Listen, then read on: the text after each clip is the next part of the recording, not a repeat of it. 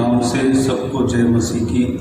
आज का वचन है मत्ती रचित सुसमाचार उसका 12 अध्याय 34 वचन।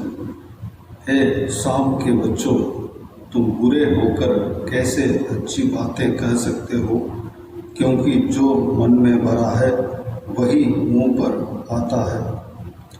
मेरे प्रियो, यहाँ पर परमेश्वर प्रभु यीशु मन के बारे में और मुंह से निकलता है उस फल के बारे में हमें शिक्षा देता है। एक मनुष्य का मन अगर बुरे चीज़ से भरता है तो उनका मुंह से बुरी बातें निकलती है।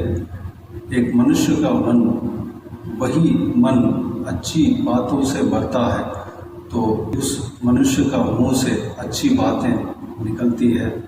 इससे पहले वाला वचन में यानी कि 33 वचन में प्रभु यीशु इस प्रकार कहता है, यदि पेड़ को अच्छा कहो तो उसका फल को भी अच्छा कहो, या पेड़ को निकम्मा कहो तो उसके फल को भी निकम्मा कहो, क्योंकि पेड़ अपने फल ही से पहचाना जाता है।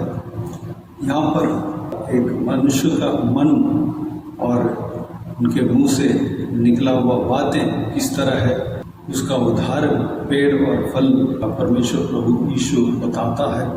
हमारा मन पेड़ है, हमारा मुंह से निकलता है वो बातें फल है। एक पेड़ अगर अच्छा हो तो उसका फल भी अच्छा निकलेगा।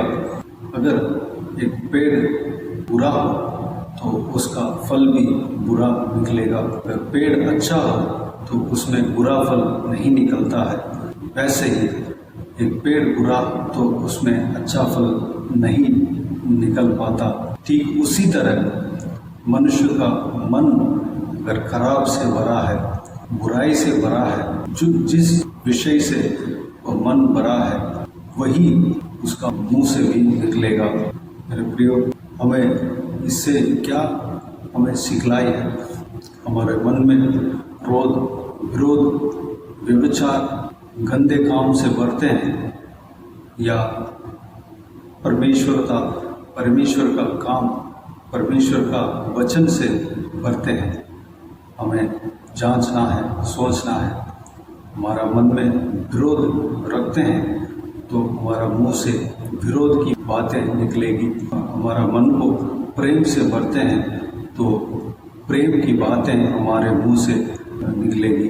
अगर हमारा हृदय में व्यभिचार, गंदे काम, लुचपन, मूर्ति पूजा, टोना, बैर, झगड़ा, ईर्ष्या, क्रोध, विरोध, फूट, विधर्म, मतवालापन, लीला क्रीड़ा और इनके जैसे और काम से हमारा हृदय को भरते हैं या प्रेम से भरते हैं, जो आत्मिक फल होता है, प्रेम, आनंद, शांति, धीरज, कृपा, भलाई, विश्वास, नम्रता और संयम, इस भली चीज़ों से जो परमेश्वर के आत्मा के द्वारा हमें मिलता है, उससे हम हमारा हृदय को, हमारा मन को भरते हैं। हमें जांचना है। मेरे प्रियो, हमें परमेश्वर के आत्मा का फल जो पवित्र बाइबल में बताया गया है, उससे जब हम अपने मन को भरते हैं तो हमारा मुंह से भी भली बातें निकलेंगी, प्रेम की बातें निकलेंगी, शांति की बातें निकलेंगी, आनंद की बातें निकलेंगी, धीरज की बातें निकलेंगी, कृपा की बातें निकलेंगी, भलाई की बातें निकलेंगी, विश्वास की बातें निकलेंगी, नम्रता की बातें निकलेंगी और संयम की बातें निकलेंगी। मेरे प्रियो, हमें इस भली बातों से हमारा मन को भरना है। अगर हमारा मुंह से गलत बातें निकलता है तो हम परमेश्वर प्रभु यीशु का न्यायासन के सामने हमारा मुंह से निकले हुए बातों का, हर एक बातों का लेखा देना पड़ेगा। इस विषय को हम उसी मत्ती रचित सुसमाचार उसका 12 अध्याय 27 वचन में इस प्रकार परमेश्वर प्रभु यीशु कहता है, क्योंकि तू अपनी बातों के कारण निर्दोष और अपनी बातों ही के कारण दोषी ठहराया जाएगा। न्याय के दिन में हमारा मुंह से जो कुछ भी बातें निकलती है उसी बात के अनुसार हम न्याय किया जाएंगे। हमारे मुंह से बात जो निकलता है वह भली बात होना चाहिए, उसके लिए हमारा मन शुद्ध होना चाहिए। पवित्र आत्मा का जो फल है गलातियों की किताब उसका 5 अध्याय 22 और 23 वचन में जो लिखा हुआ है वह आत्मिक फल हमें देना है। हमारा हृदय में परमेश्वर के आत्मा के फल जो 9 फल बताया गया है उस सारी चीज़ों से हमारा मन को भरना है। जब हम परमेश्वर के आत्मा के फल से हमारा हृदय को भरते हैं तो हमारे मुंह से भी जिस चीज़ से हम भरते हैं हमारे मुंह से भी परमेश्वर के बहता हुआ फल हमारे मुंह से निकलेगा। सही बातें भली बातें हमारे मुंह से निकलेगा।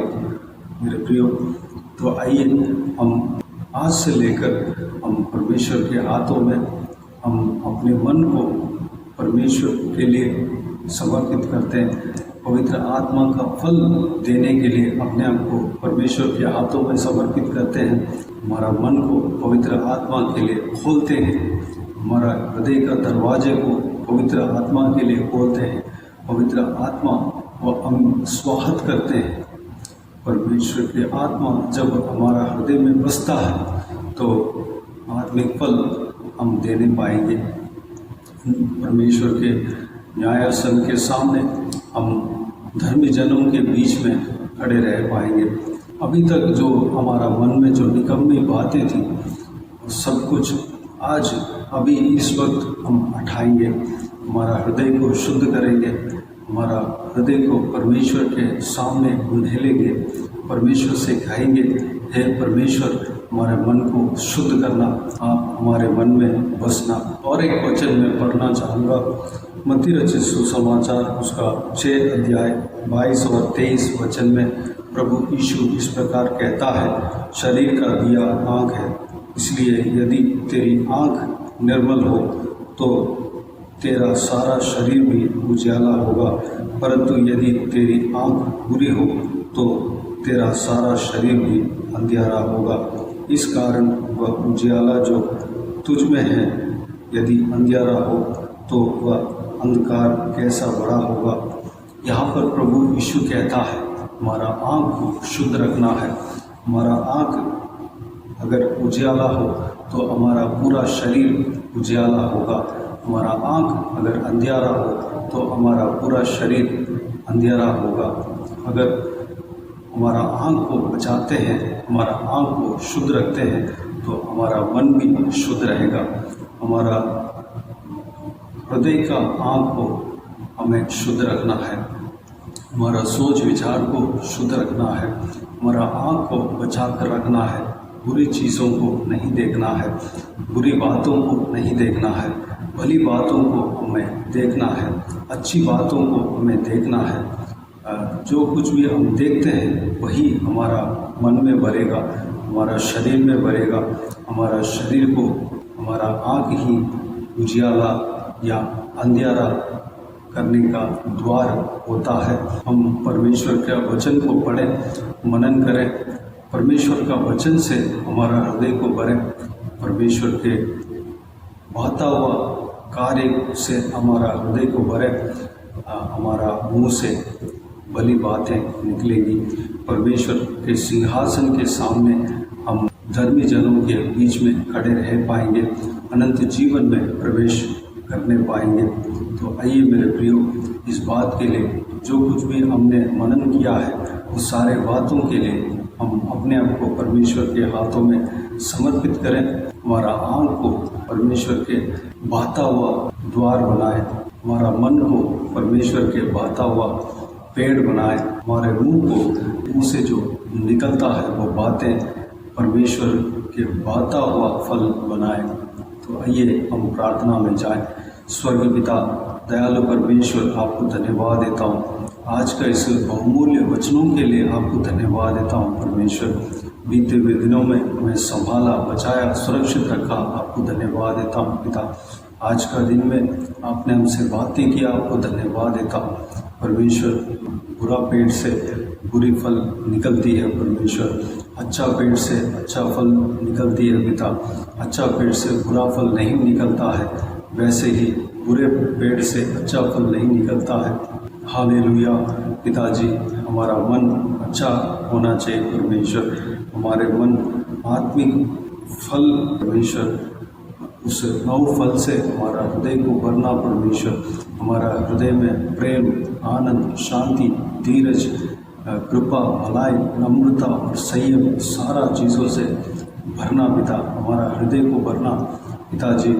जो कुछ भी चीज़ों से हमारा हृदय को हम भरते हैं पिताजी, वही चीज़ हमारा मुंह से निकलेगा पिताजी। अगर हम भले चीज़ों से भरते हैं तो भली बातें हमारे मुंह से निकलेगी परमेश्वर पिता।